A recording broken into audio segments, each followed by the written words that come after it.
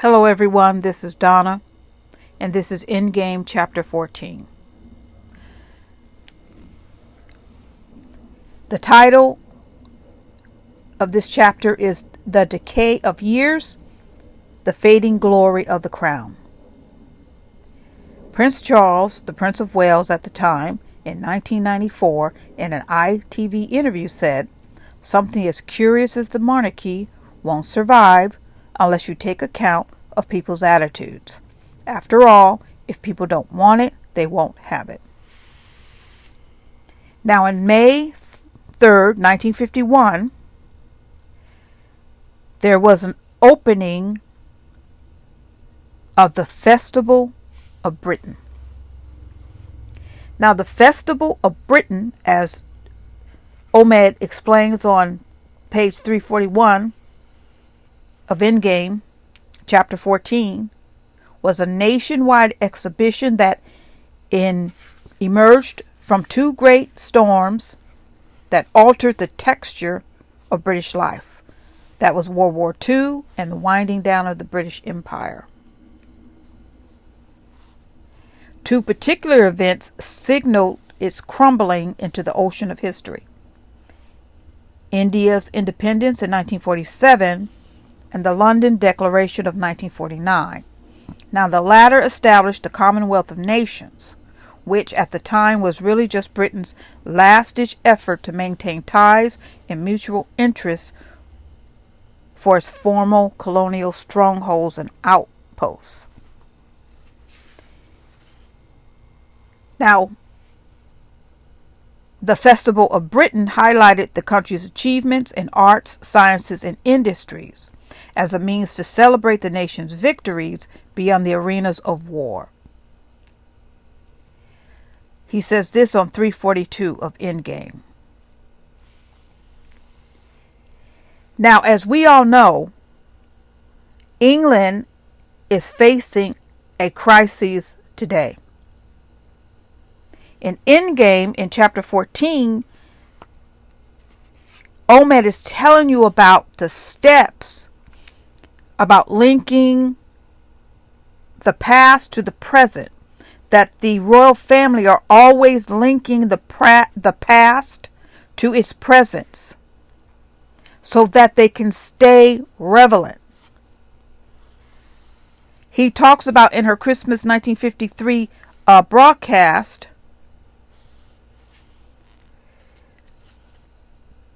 that the Queen of England, Elizabeth II, connected Elizabeth I to the empire, always connecting the past to the present. He talks about how everything the royal family does is to hold on to power. It uses all the circumstance, the pomp and circumstance to do that. Trooping of the color, the carriage rides.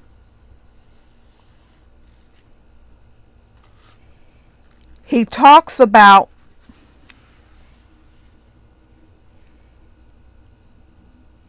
how it is important for England to always be out front and to show why it is important to have a royal family. Now we come to today. I want to talk about, this chapter is going to be a little different because so much has happened. When you read Chapter 14 and what is happening today with Workshy William, Little Duchess, Kate, these are very earned titles. This week, okay, the day is the 14th of September 2025, and just last week, Prince Harry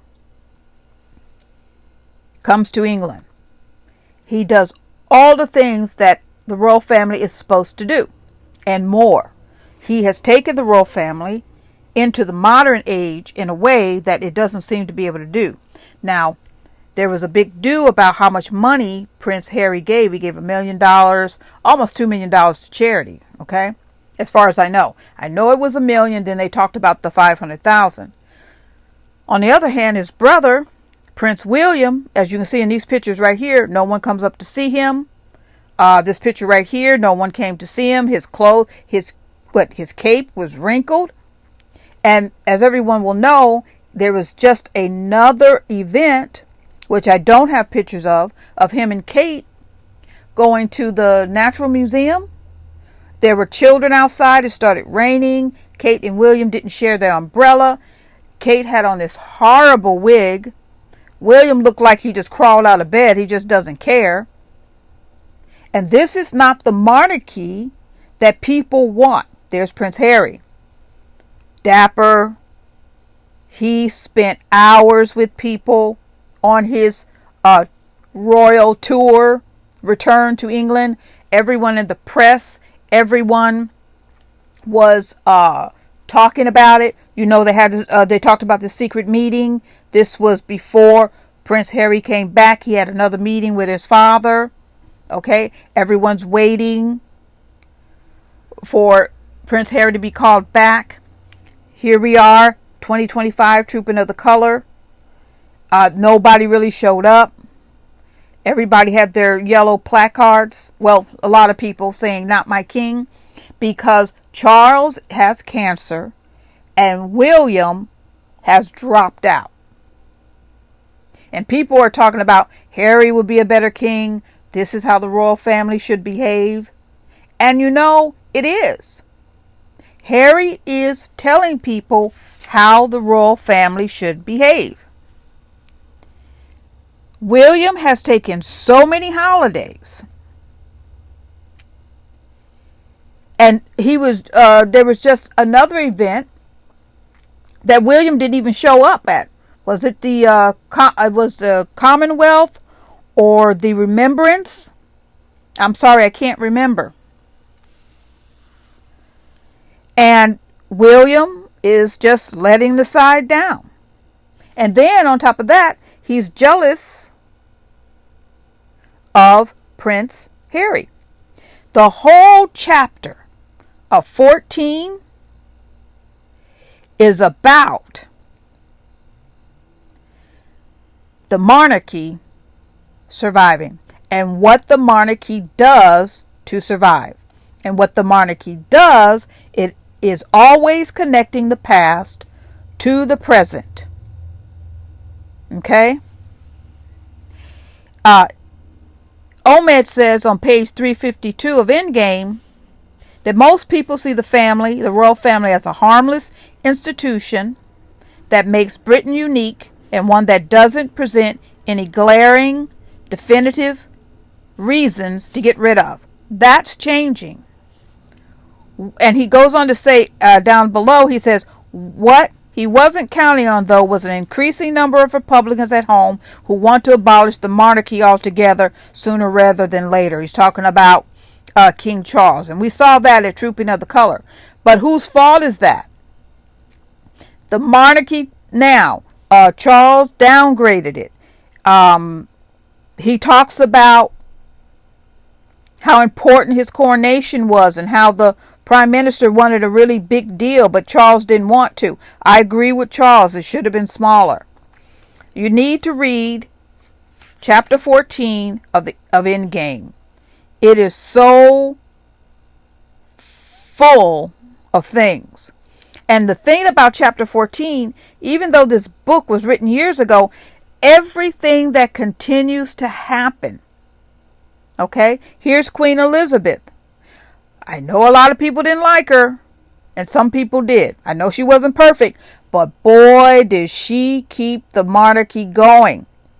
And you would think, as much favor as she had, all people had to do was step into it. Now, Charles is trying, but he screwed up with Camilla, so he was never going to get it right. So you guys, thank you for being here, and go ahead and read Chapter 14.